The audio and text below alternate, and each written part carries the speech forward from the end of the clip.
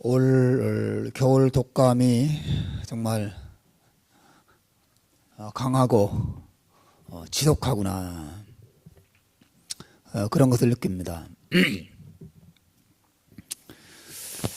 아마 우리 교회에서 독감으로 고생한 분을 찾는 것보다 독감으로 고생하지 않은 분을 찾는 것이 더 빠를지도 모르겠어요. 대부분 독감으로 고생을 많이 했어요. 제가 독감을 좀 앓으면서 느낀 게 하나 있어요. 참 인간이 약하구나, 그런 생각이 들었습니다. 저는 마음속으로 적어도 나는 안 걸린다, 이런 생각을 했었거든요. 다른 거 어느 때보다도 운동을 정말 열심히 했고, 근육도 많이 늘었고, 체중도 많이 늘고, 굉장히 건강해졌었거든요.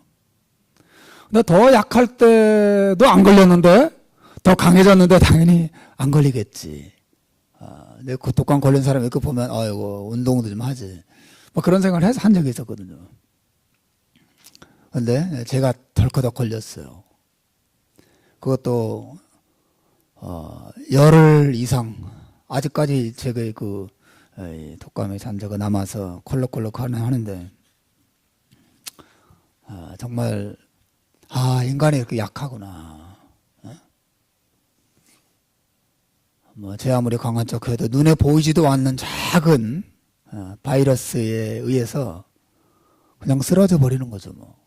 옴짝달싹 못하게 될 수 있는 것이 인간입니다. 인간 참 약해요. 이렇게 허망하게 쓰러질 수 있나, 그런 생각이 정말 많이 들었습니다. 여러분, 우리는 오늘 본문 안에서 그렇게 허망하게 쓰러진 또 한 사람을 만납니다. 노아예요. 여러분 아는 이 노아는 어떤 사람이죠? 이 노아는 하나님의 홍수의 심판에서 살아남은 사람이에요. 대단하죠? 성경은 이 노아를 이렇게 묘사하고 있어요. 그는 의인이고 당대의 완전한 자라. 그는 하나님과 동행하였으며, 그는 의인이었고 당대의 완전한 자였다. 하나님과 날마다 동행하며 사는 경건하고 거룩한 믿음의 사람이었고, 정말 신실한 하나님의 아들이었어요. 당대 최고의 신앙의 용사였습니다. 가장 강한 사람이었죠. 그 시대의 목사였고, 그 시대에 신학교가 있었다면 신학교 총장쯤 됐겠죠.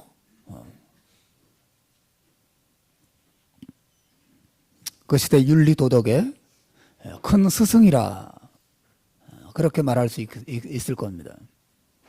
하여튼 모든 방면에 있어서 가장 위대하고 가장 탁월하고 가장 강하고 가장 신실하고 가장 아름답고 가장 능력 있던 믿음의 사람이 노아예요.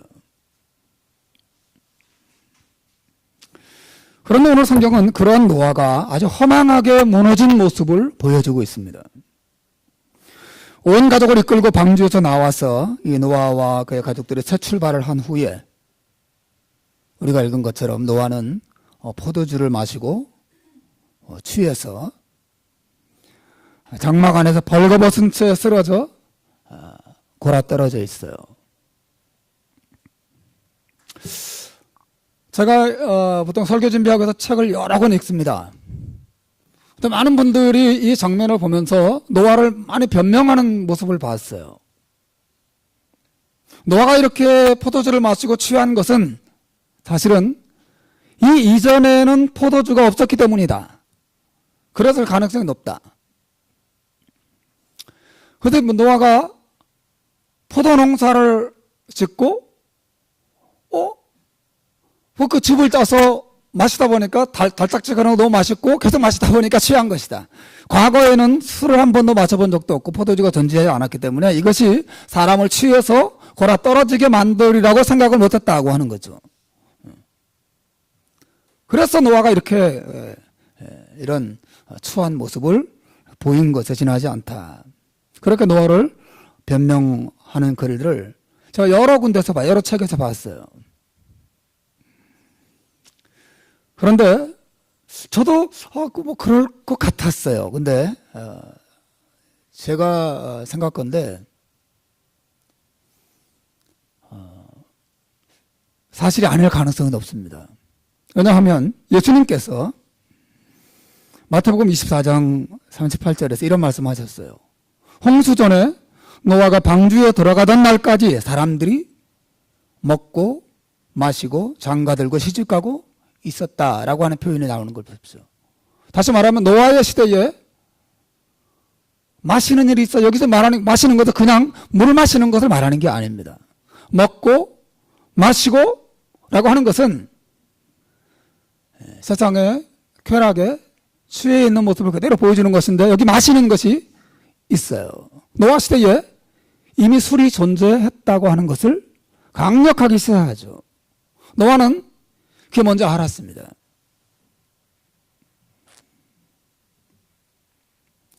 따라서 노아가 술에 취해서 벌거벗고 골아 떨어졌다고 하는 것은 노아가 몰라서 그랬던 것이 아니고 노아 역시 별 수 없는 죄인에 지나지 않았다는 사실을 그대로 잘 보여주는 것이에요.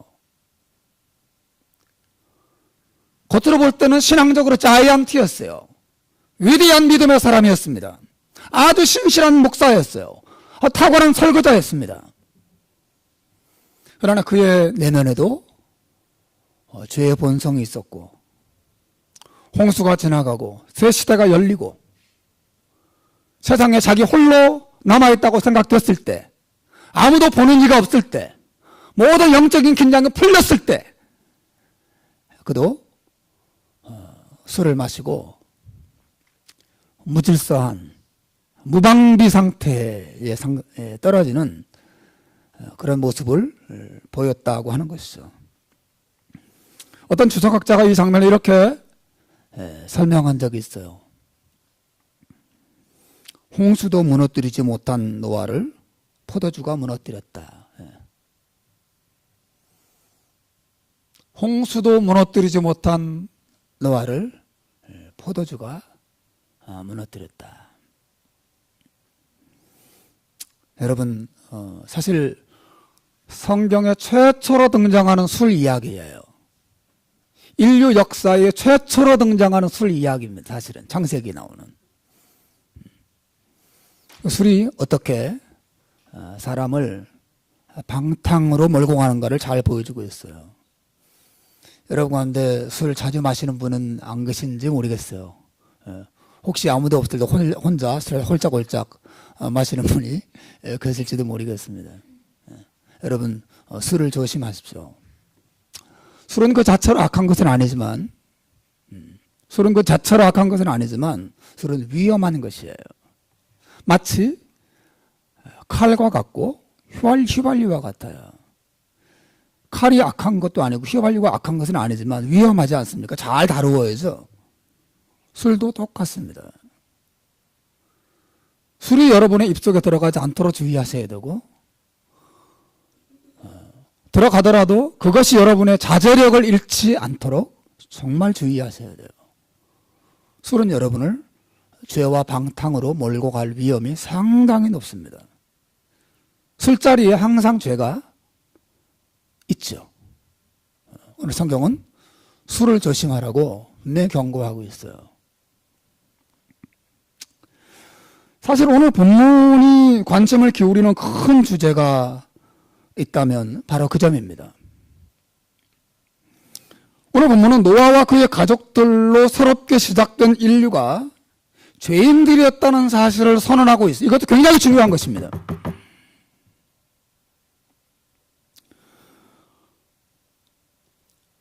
이제 노아와 그의 가족들로부터 새 인류가 출발하고 있는데 그 새 인류의 우두머리인 노아와 그의 가족들이 죄인이었고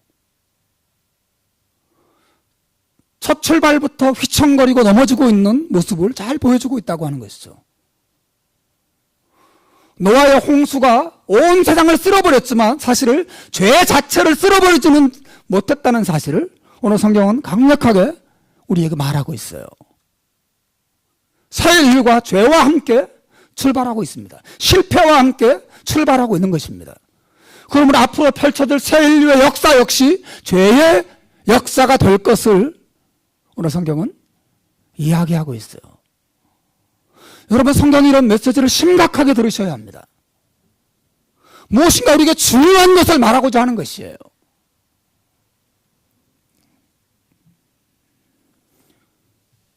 그런데 이 죄인들에 의해서, 노아와 그 가족들에 의해서 펼쳐질 인류의 역사가 죄인들의 역사에 이어서 큰 혼란과 아픔이 찾아올 것을 예고하고 있는 것입니다. 뿐만 아니라 놀랍게도 그러한 죄인의 역사 속에 하나님께서 놀라운 구원을 안고 찾아오셔서 그들을 그 죄로부터, 방탕으로부터, 하나님의 또 다른 심판으로부터 건져 주실 것이라고 하는 구원의 메시지도 오늘 우리 읽은 이 말씀 안에 나타나고 있습니다. 자, 이제 그 내용을 여러분과 함께 좀 보려고 합니다. 어떤 면에서 오늘 본문은 다 이해가 안 되는 내용이에요. 그리고 상당히 해석하기 어려운 내용입니다. 여러분도 그렇고 저도 그렇고 이 본문에 좀 주의를 잘 기울이면서 들어야 돼요. 함이 아버지 노아가 술에 취해서 부끄러운 모습으로 쓰러져 있는 것을 제일 먼저 발견한 사람입니다. 함. 이 함은 즉시 옷이나 담요를 가져다가 아버지의 부끄러움을 덮어주지 않아요. 도리어 밖으로 나가서 자기의 다른 두 형제 샘과 야벳에게 그 사실을 알리죠. 이 함이 나중에 이것 때문에 저주를 받은 것을 볼 때 함이 형제들에게 한 말은 아버지에 대한 비난과 조롱의 말이었음이 분명합니다. 그냥 아버지가 벌거벗어서 어떻게 하면 좋지? 이게 상의한 게 아니에요. 아버지의 그 추태를 보면서 비웃었습니다. 조롱했어요. 여러분도 아마 종종 여러분의 아버지의 모습 속에서 이런 부끄러운 모습을 발견할 수도 있습니다.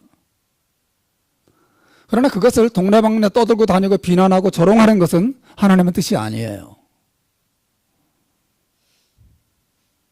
함이 그런 악한 행동을 했고 또 반면에 다른 두 아들 셈과 야벳이 전혀 다르게 행동하죠.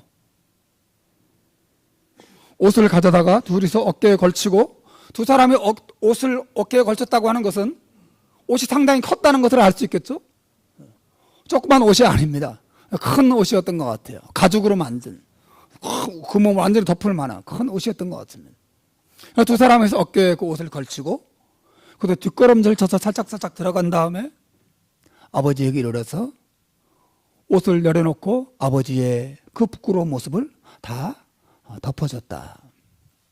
그리고 이 셈과 야벳이 아버지의 그 부끄러운 모습을 보지 않았다고 성경은 기록하고 있습니다. 이것은 분명 그들의 아버지의 권위에 대한 사랑과 존경의 태도를 잘 나타내는 것을 의미합니다. 여러분, 하나님은 누군가의 부끄러운 모습이 이렇게 덮어지고 가리워지는 것을 참 기뻐하세요. 사실 죄와 부끄러움을 가장 먼저 덮어주신 분이 하나님 자신이죠.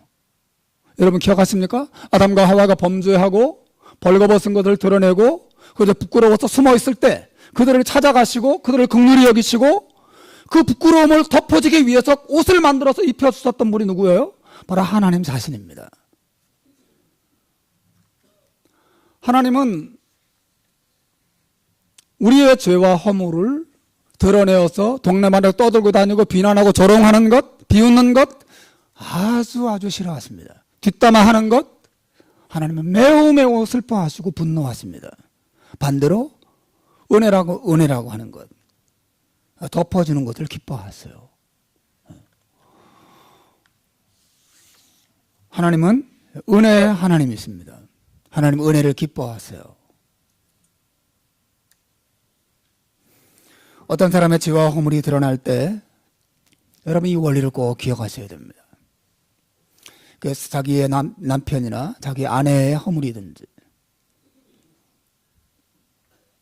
아니면 자기 친구의 허물이든지 교회 담임 목사의 허물이든지 아니면 다른 집사님들과 다른 믿음의 식구들의 허물이든지 그 허물을 사람들 앞에서 드러내고 비난하고 비웃고 욕하는 것 정말 하나님이 슬퍼하시고 미워하시고 분노하시는 죄예요. 죄. 그렇게 그 죄에 여러분 떨어지지 않도록 함과 같은 죄에 떨어지지 않도록 우리 하나님의 마음으로 죄와 허물을 덮어주고 긍휼히 여기고 용서해주고 기다려주고 그런 마음 갖는 것이 정말 하나님의 마음이고 우리가 그런 마음을 갖는 것을 하나님 기뻐하십니다. 이제 가장 중요한 장면이 그 뒤에 나오죠. 노아가 술이 깬 후에 자기 아들들이 한 일을 알게 돼요. 그리고는 각각의 아들을 향해서 저주 혹은 축복을 예언합니다. 성경에 등장하는 최초의 예언이 여기 나와요. 그리고 재밌는 것은 여태까지 우리가 노아의 이야기를 쭉 보지 않았습니까? 성경에 노아가 입을 열어서 말을 했던 내용이 처음 기록된 것입니다. 그 전까지는 노아가 그렇게 많이 등장하는데 한마디도 노아의 말이 기록되어 있지 않아요.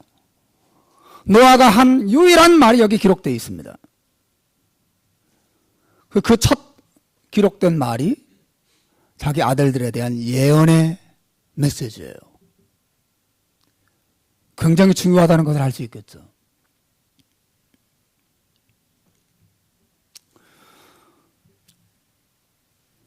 근데 상세하게 살펴보면 이 본문에 이상한 장면이 많이 있어요. 먼저 여러분, 이 노아가 누구를 저주하는가를 보십시오. 24절과 25절을 한번 읽어봅시다. 24절 25절 시작. 노아가 술이 깨어 그의 작은 아들이 자기에게 행한 일을 알고 이르되 가나안은 저주를 받아 그의 형제 종들의 종이 되기를 원하노라 하고, 여기 보면 그의 작은 아들이 행한 일을 알았다. 이 작은 아들은 함을 말하거든요. 함. 그런데 저주는 누구에게 하고 있어요? 누구에게 하고 있어요? 가나안에게 하고 있어요. 가나안은 누구냐면 함의 막내 아들입니다. 그러니까 노아가 자기 손자 이름을 거론하면서 저주를 하고 있어요.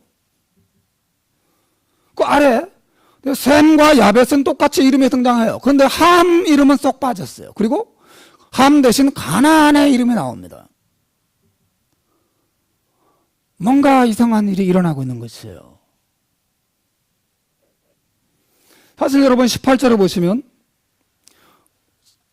징조가 나타났어요. 방주에 나온 노아의 아들들은 셈과 함과 야벳이며 함은 가나안의 아버지라. 함을 소개할 때 그냥 함이라고 소개하지 않고 가나안의 아버지라고 특별히 가나안과 함의 관계를 강조하고 있어요. 또 22절에도 그런 표현이 나오죠. 가나안의 아버지 함이 그의 아버지의 하체를 보고 밖으로 나가서 그의 두 형제에게 알렸다. 그냥 함이라고 말하고 있지 않고 가나안의 아버지 함이라고 특별히 강조하는 것을 보십시오.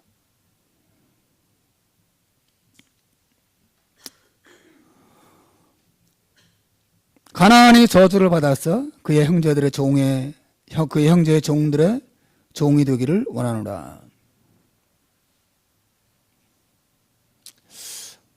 하나님께서 왜 이 노아를 통해서 함을 저주하지 않으시고 함의 막내 아들 가나안을 저주하는지 여부에 대해서는 상당히 논란이 많습니다. 근데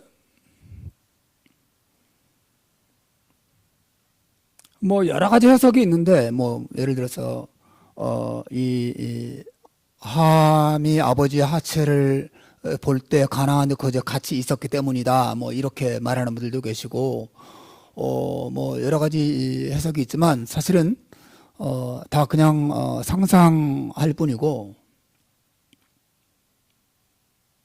나중에 우리가 보게 되겠지만 하나님께서 함의 모든 자손을 저주하지 않으시고 함에게 4명의 아들이 있거든요. 함의 모든 자손을 저주하지 않으시고 4명의 아들 중에 막내 아들만 꼬집어서 저주하시는데 그것은 함의 죄로 인한 타락이 특별히 가나안과 그의 자손들에게서 두드러지게 나타날 것을 하나님이 아셨기 때문에 가나안을 지적하시고 그에게 저주를 한 것이라고 하는 해석을 저는 받아들입니다.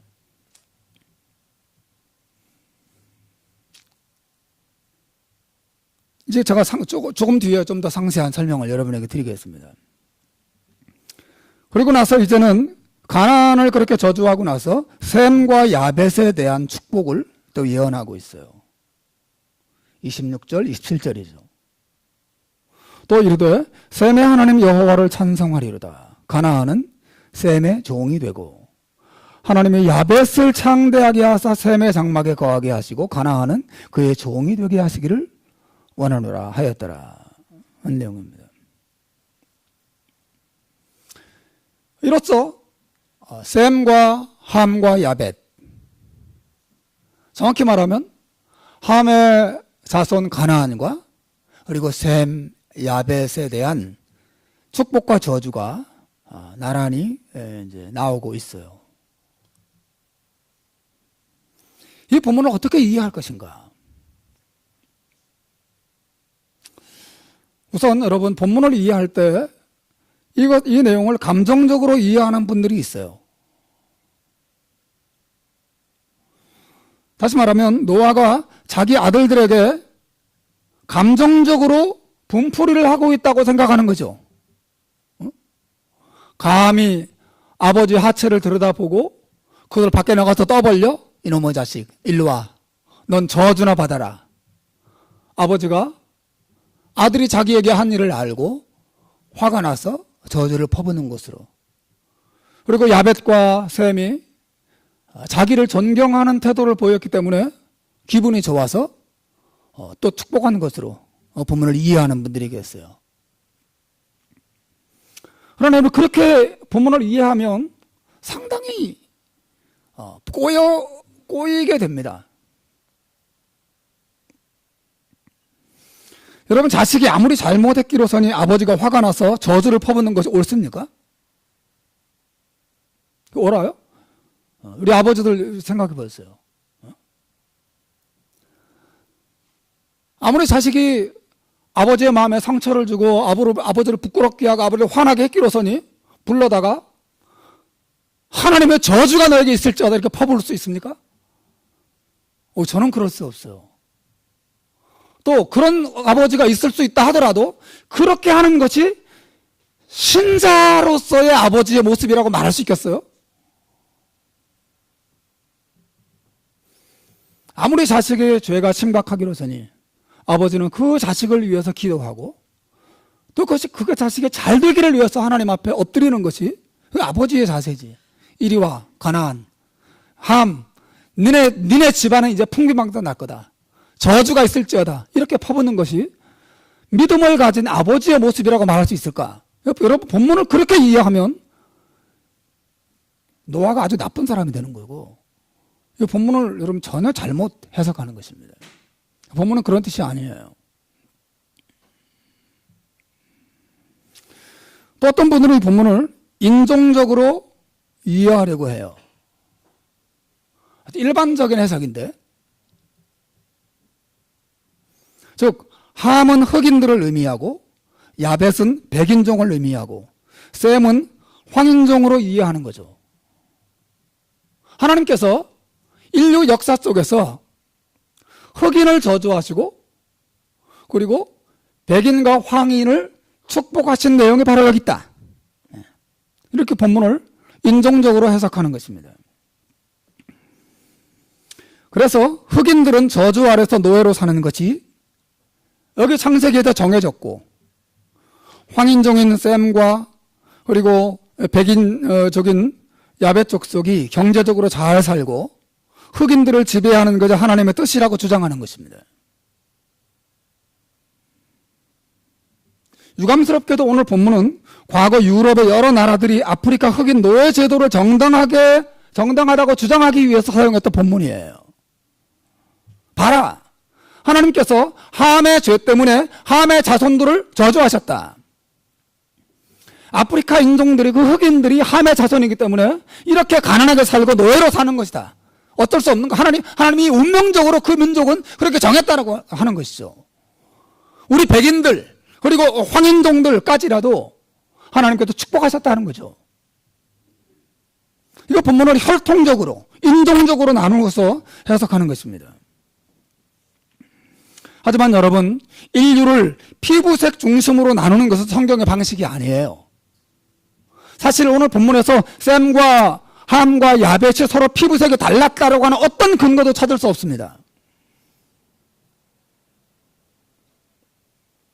피부색에 따라서 인류가 우등과 열등으로 결정되지 않아요. 그런 본문의 하나님의 뜻이 아닙니다.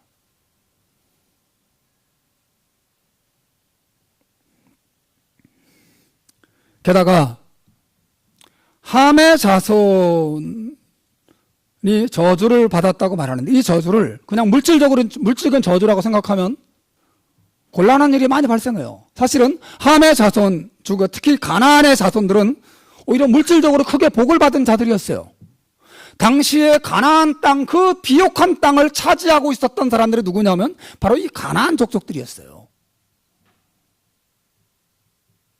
그 젖과 꿀이 흐르는 땅을 최초로 차지하고 오랜 세월 부귀영화를 누리던 이 백성들이 이 가나안 족속들이었어요. 그리고 여러분, 이집트 문명을 건설했던 사람들이 함 족속, 가나안 족속들이었습니다. 위대한 제국의 건설자들. 여러분, 본문을 그렇게 혈통적으로 나누고, 그래서 함 족속들은, 가나안 족속들은 다 가난하게 살고 비참하게 될 것이다, 이렇게 해석하면 역사의 어떤 부분, 노예제도 이런 거 연결시키면 맞는 것처럼 보이기도 하지만 그렇지 않은 부분도 굉장히 많이 있다고 하는 거죠. 본문을 그렇게 해석하면 안 돼요. 그래서 마치 나는 백인이고 나는 황인종이기 때문에 당연히 우리 인종은 하나님께 복을 받았기 때문에 당연히 복을 계속 자자손 당연히 받게 될 것이라고 운명적으로 해석하는 사람들도 있어요. 우리는 이렇게 노라니까 우리는 셈족이라는 거죠. 그러나 여러분, 셈족이 다 구원받습니까? 셈족이라고 다 축복을 받습니까? 아니에요. 함족이라고 다 저주 아래 있나요? 아니에요. 함의 자손들이라 아까 말씀드린 것처럼 가나안 족속 하나만 특별히 하나님께서 저주의 대상으로 언급하고 나머지 함의 세 아들의 족속들에 대해서는 언급하고 있지 않습니다. 그러므로 여러분, 이 본문을 그냥 혈통적으로 나누고 물질적인 축복과 저주 차원으로 이해하면 비비 꼬이기 시작하고 해석이 안 됩니다.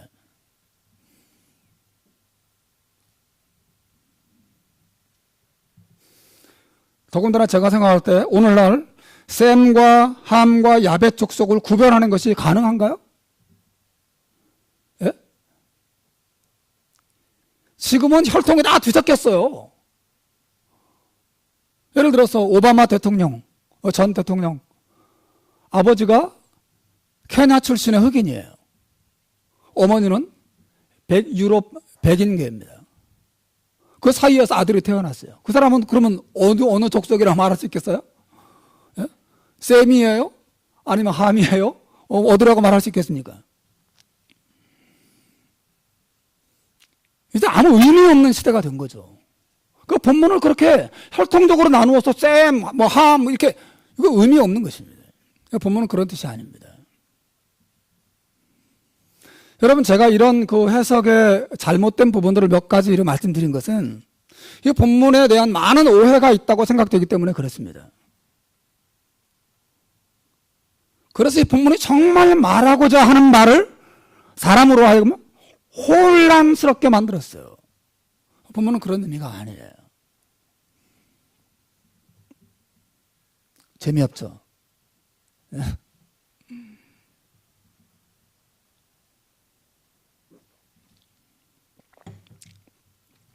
한 가지만 더 말하겠습니다. 본문을 행위 보상론적으로 이해하는 사람들도 있어요. 무슨 말이냐? 하나님의 축복과 저주가 노아의 이 세 아들의 행위에 따라서 결정됐다고 보는 거죠. 그래서 함의 자손인 가나안 족속의 저주를 받은 것은 아버지에 대한 함의 잘못된 행동 때문이라 그거 보는 겁니다. 그리고 셈과 야벳 족속들이 복을 받는 것은 아버지 셈과 야벳이 행한 착한 행동 때문에 복을 받은 것이다 라고 보는 거죠.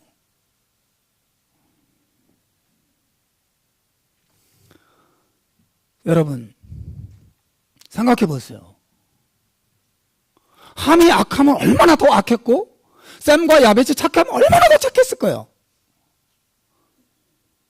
셈이나 함이나 야벳이나 하나님 앞에 똑같은 죄인인 것입니다. 그러다 뭐 착한 행동 좀 했다고 복이 운명처럼 결정되고 아버지한테 좀 불손하게 되겠다고 저주가 운명처럼 결정되고 그래서 복과 저주가 인간의 착한 행동에 따라서 결정된다고 본문을 생각하기 시작하면 성경의 메시지를 크게 오해하는 것입니다. 여러분 만약에 이런 식으로 하면 여러분이 부모에게 오만불손하게 대한 것으로 인해서 여러분에게 저주가 임하리라고 누가 임하지 않으리라고 누가 장담할 수 있겠어요? 하나님 그런 분이세요? 본문을 그렇게 행위 차원의 축복과 저주 차원으로 이해하고 해석하면 많은 오해와 그리고 우리를 교만하게 만들거나 아니면 절망하게 만드는 결과를 가져올 수 있어요. 본문을 그렇게 이해하면 안 됩니다.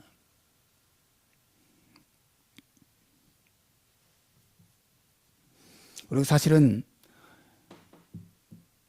이 노아의 아들들 가운데 그들이 저주를 받게 된 것은 사실은 그들의 죄 때문이고 그들이 축복과 구원을 받은 것도 사실은 하나님의 은혜 때문이지 그들의 행위 때문이 아니라고 하는 것을 여러분 기억하셔야 됩니다.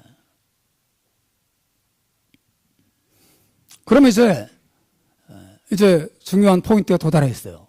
제가 이 본문이 의미하는 것이 아닌 것이 이것이 몇 가지를 여러분이 설명드렸고, 그러면 이 본문이 의미하는 것이 무엇인가를 이제 말씀드리고 제가 설교를 맺으려고 합니다.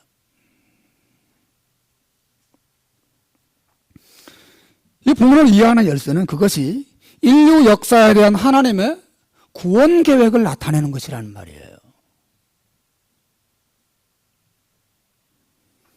여기 등장하는 축복과 저주는 단순히 땅을 차지하고 경제적으로 잘 먹고 잘 사는 그런 축복과 저주가 아니라 영적인 축복과 영적인 저주를 가리키는 것이에요.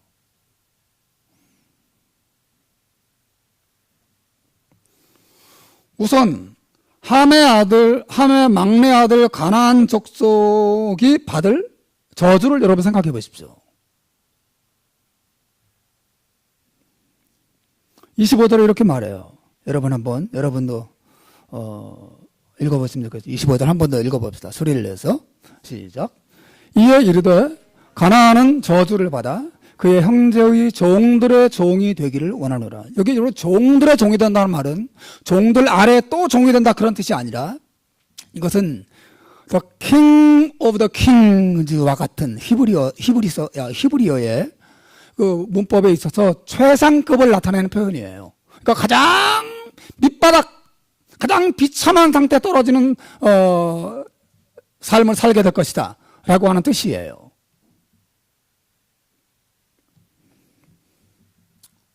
다시 말하면 이 가나안 족속들은 하나님의 진노와 하나님의 심판의 대상이 될 것을 선언하고 있는 것이에요. 그들의 죄 때문에. 물론 이것은 절대적인 의미여서 가나안 족속은 절대 구원 못 받는다 그런 뜻은 아닙니다. 왜냐하면 성경에 가나안 족속들 가운데 구원받은 사람들이 있거든요. 제 말 이해하시겠습니까? 예를 들어서 여러분 여호수아에 의해서 구원받았던 기생 라합을 생각해 보십시오. 가나안 7족속에 속한 여리고 성에 살던 그 여인이었어요. 하나님이 그 여인을 구원하십니다. 가나안 족속 다 저주 아래 있다고 말씀하셨는데 왜 이런 사람을 구원하시죠? 또 신약 성경에 보면 가나안 여인 스로보니게 여인이 나와요. 예수님께 은혜를 입고 그의 귀신 들린 딸이 고침받은 여인이 나와요. 여러분 가나안 족속이라고 해서 절대로 구원 못 받는 다 완전히 그냥 지옥에 들어가는 지약식 될 것이다. 본문은 그런 뜻은 아니에요. 일반적인 의미에서 가나안 족속들은 하나님의 진노와 심판의 대상이 될 것이라고 하는 일반적인 측면에서 얘기하는 것이에요.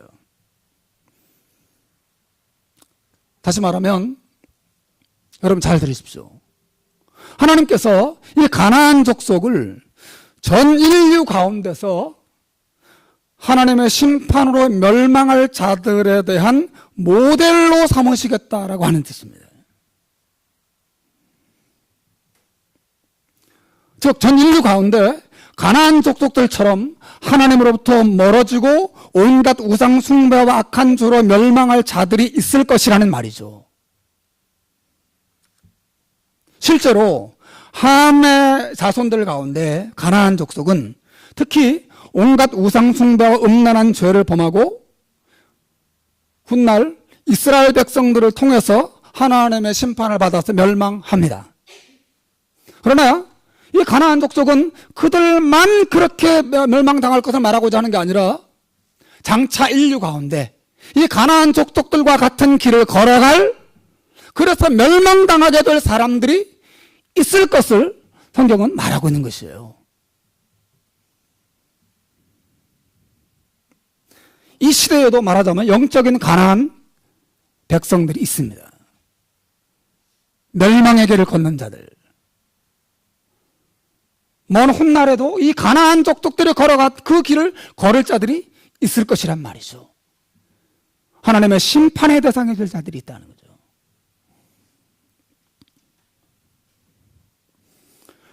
여러분 셈이 받은 축복을 생각해 보십시오. 여러분 26절입니다.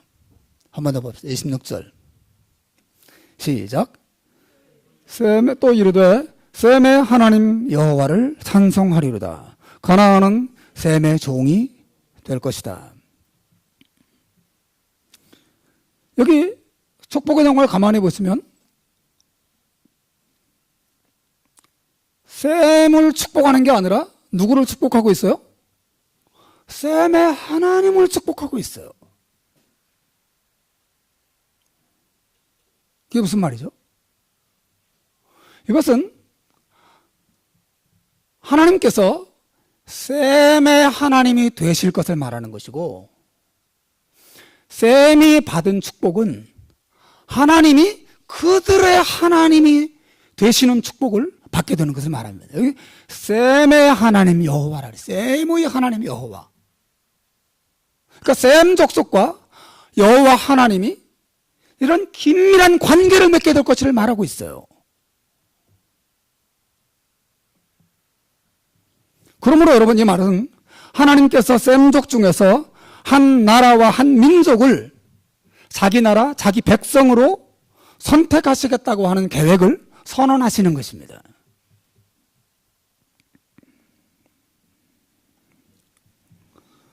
그 복을 시편 기자가 이렇게 말했어요. 시편 144편 15절에 보면 이런 말씀이 있습니다. 우리 한번 읽어봅시다. 시작. 이러한 백성은 복이 있나니 여호와를 자기 하나님으로 삼은 백성은 복이 있도다. 셈족 중에서 하나님을 자기 하나님으로 삼게 된 백성들이 있어요. 그들이 누구예요?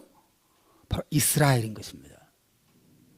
셈의 하나님 여호와를 찬송하리로다라는 이 말은 하나님께서 셈족 중에서 아브라함을 선택하시고 아브라함의 후손을 통해서 이스라엘 나라를 세우시고 그 나라를 자기 나라로, 그 백성들을 자기 백성으로 삼으시겠다고 하는 그런 방식으로 셈족을 축복하겠다고 하시는 거죠. 여러분 생각해 보세요. 뭐죠? 함의 모든 자손들을 다 저주하지 않고 누구만 저주하죠? 가나안만 저주합니다. 셈족 중에서 모든 셈족을 다 축복하시는 것이 아니라 여기서 뭘 말하고 있어요? 특히 그 중에 이스라엘 백성들을 셈족 중에서 아브라함을 통해서 한 나라를 세우실 것을, 그들을 자기 백성으로 삼을 계획을 여기서 하나님께서 말씀하고 계시는 거예요. 그래서 그들은 전 인류 가운데서 유일하게 하나님을 자기 하나님으로 섬기게 된 백성들입니다. 위대한 축복이죠. 전 인류 가운데 유일하게 하나님을 자기 하나님으로 삼은 나라, 그 백성이 됩니다. 유대인들이죠. 유대인들. 그들이 셈족이에요. 그런데 이 하나님의 계획은 그저 유대인만 축복하시는 것이 아니고 인류 중에서 이스라엘을 하나님의 백성으로 삼고 또 이스라엘을 통해서 온 세상을 축복하고자 하시는 하나님의 계획을 보여줍니다. 예수님이 하신 말씀 가운데 요한복음 4장 22절에 이런 말씀이 있어요. 우리 한번 읽어보겠습니다. 예수님이 사마리아 여인에게 하신 말씀이거든요. 한번 읽어봅시다. 4장 22절 시작. 너희는 알지 못하는 것을 예배하고 우리는 아는 것을 예배하노니 이는 구원이 유대인에게서 남이라. 온 세상은 하나님을 몰라요. 근데 유대인들만 하나님을 알아요. 셈족 중에 유대인들에게만 하나님의 자기를 나타내시고 그들을 자기 백성으로 삼으셨어요. 왜 그렇게 하셨죠? 이는 구원이 유대인에게서 남이라. 하나님께서 이 유대인을 통해서 구원을 베풀어 주시고 유대인을 통해서 온 세상에 하나님을 알 수 있도록 하시겠다고 하는 것이죠. 이 유대인을 통해서 메시아가 오시고 메시아를 통해서 온 세상을 하나님께로 부르시고 구원하시겠다고 하는 계획을 보여주는 것입니다. 셈의 하나님 여호와를 찬송하리로다 라고 한 말이 바로 그런 뜻이에요. 여러분, 이런 축복이 야벳 자손이 받게 될 축복 안에 잘 나타나고 있어요. 노아가 이렇게 예언하죠. 야벳을 향해 이렇게 말합니다. 27절입니다. 27절 읽어봅시다. 시작. 하나님이 야벳을 창대하게 하사 셈의 장막에 거하게 하시고 가나안은 그의 종이 되게 하시기를 원하노라. 하나님께서 야벳을 창대하게 하시고 어디에 거하게 하세요? 셈의 장막에 거하게 하신다 그랬어요. 이 말은 야벳 족속이 셈의 장막에 함께 거하면서 창대해지는 축복을 누릴 것을 예언하는 것입니다. 다시 말하면 야벳의 후손들이 누리게 될 모든 축복이 셈의 장막 안에 있다는 것을 말해주는 거예요. 야벳은 혼자 창대해주고 혼자 복을 받는 게 아닙니다. 야벳 족속이 창대해주고 복을 받으려면 어디로 가야 돼요? 셈의 장막 안에 들어가야 해요. 셈의 장막 안에 거하면서 함께 셈을 통하여 주시는 하나님의 축복을 받아 누리는 것이죠. 예?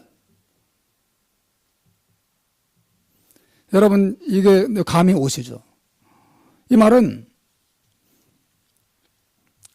야벳의 후손들이 누리게 될 모든 축복이 셈의 장막 안에 있고 셈의 장막을 통해서 온다는 것을 말해요.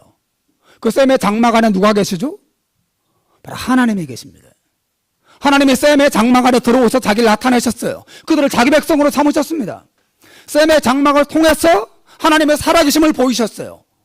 셈의 장막을 통해서 구원이 나타나요. 셈의 장막을 통해서 예수 그리스도께서 오십니다. 그리고 야벳 족속들은 그 셈의 장막을 통해 나타난 하나님을 알게 되고 셈의 장막을 통해 나타난 하나님의 구원을 배우게 되고 깨닫게 되고 알게 되고 누리게 되는 것이죠. 그러므로 여러분, 이 예언은 셈의 자손으로 세상에 오실 예수 그리스도를 통해서 온 세상이 하나님의 구원과 축복을 경험하게 될 것에 대한 예언인 거예요.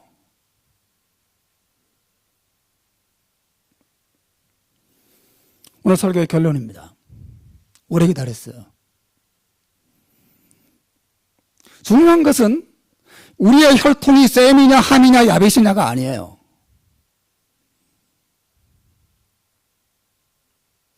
그거 가지고 싸우는 사람은 너무너무 많은데 바보 같은 짓을 하는 것입니다.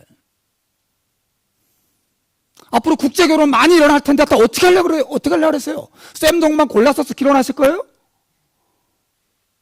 그게 중요한 게 아닙니다. 사실 우리 안에는 죄의 피가 흘러요. 우리는 사실 모두 가나안 족속과 다르지 않은 죄인들입니다.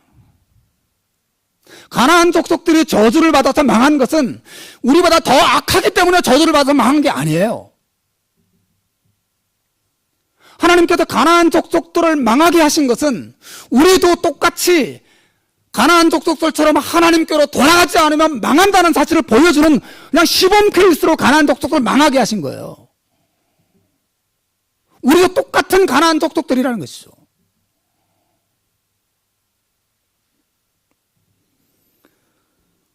그러므로 중요한 것은 하나님께서 셈의 자손 예수 그리스도를 통해서 가나안 족속과 같은 우리들을 구원으로 축복으로 부르고 계신다고 하는 것이에요. 이거는 본문에서 굉장히 중요한 핵심입니다.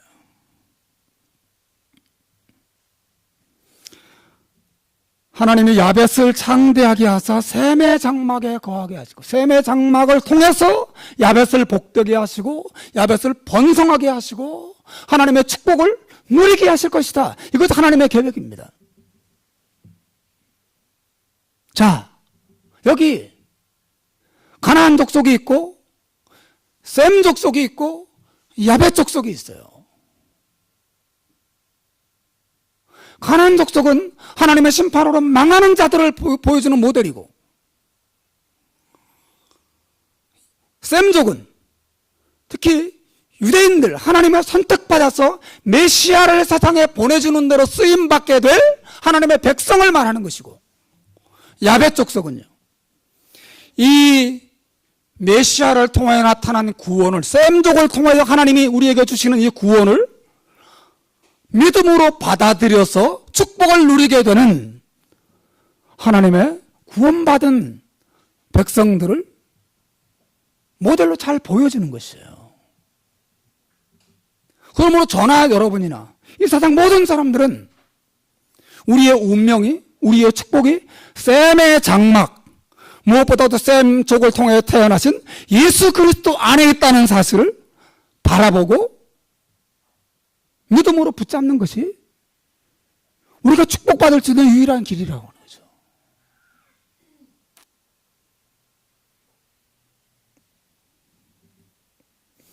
셈족의 모든 형통함과 셈족의 모든 야벳 족의 모든 축복과 모든 형통함이 셈의 장막 안에 달려 있었어요. 그 안에 다 들었습니다.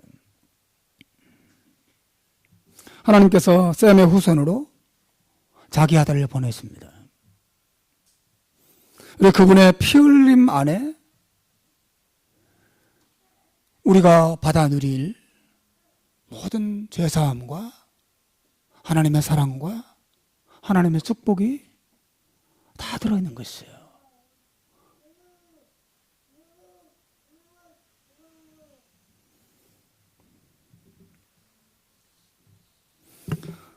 그러므로 여러분, 우리가 던져야 될 질문은 이거예요. 여러분, 스스로 질문해 보세요. 나는 셈의 장막 안에 머물고 있는가?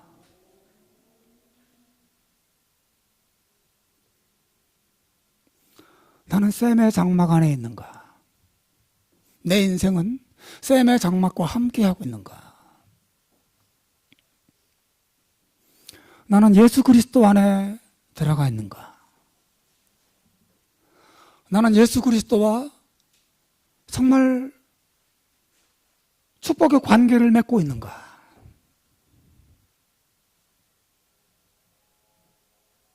여러분 한번 질문을 던져보세요.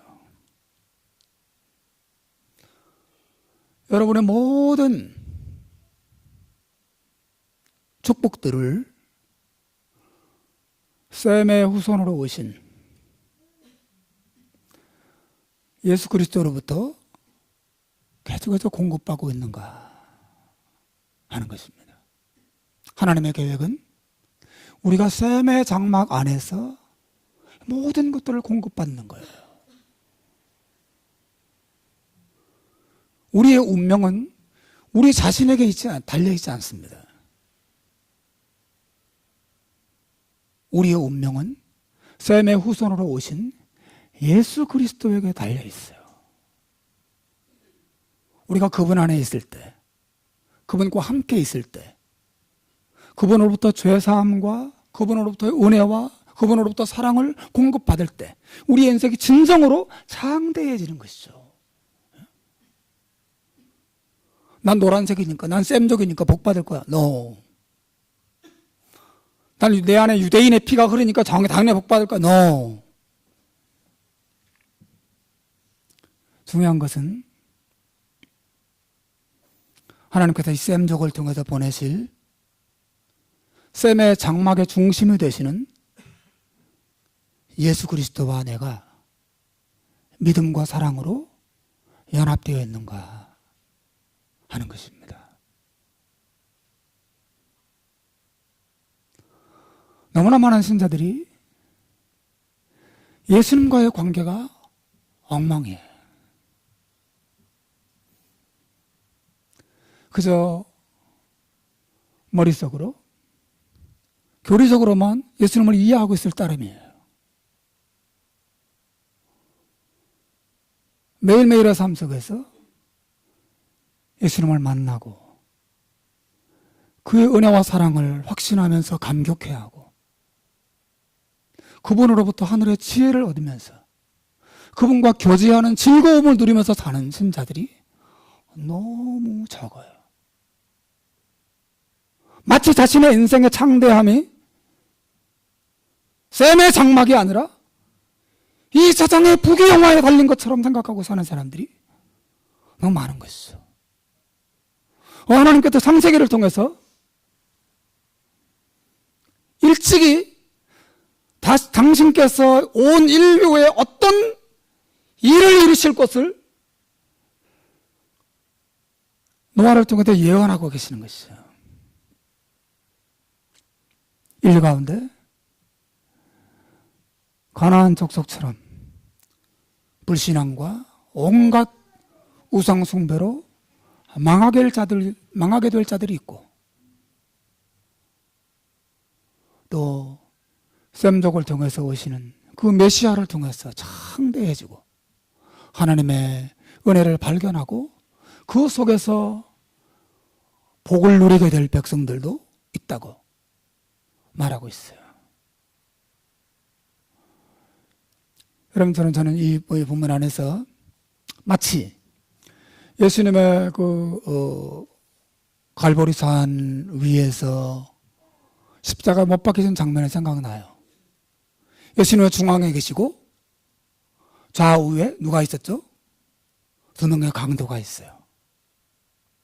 예수님은 중앙에 계시고 좌우에 강도가 있는데 한 사람은 멸망하고 한 사람은 구원받습니다.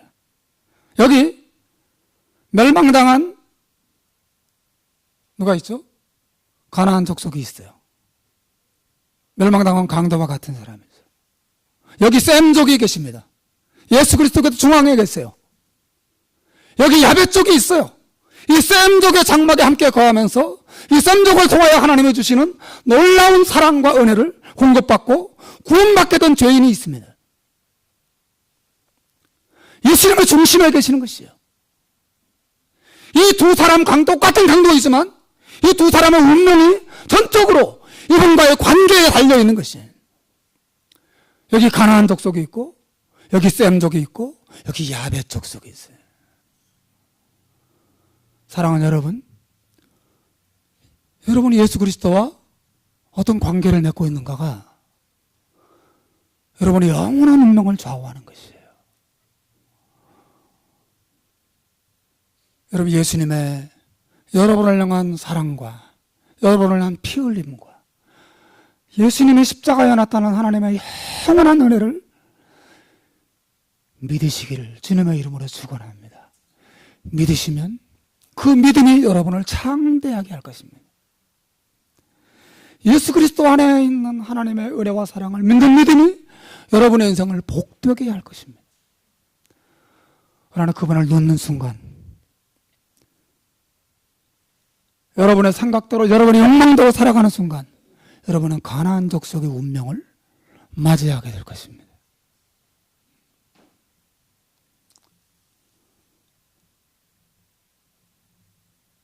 저와 여러분이 이 셈의 장막에 거하면서 창대한 축복을 누리는 이런 야벳족과 같은 그런 축복을 다 누리시기를 주님의 이름으로 축원합니다. 기도하겠습니다.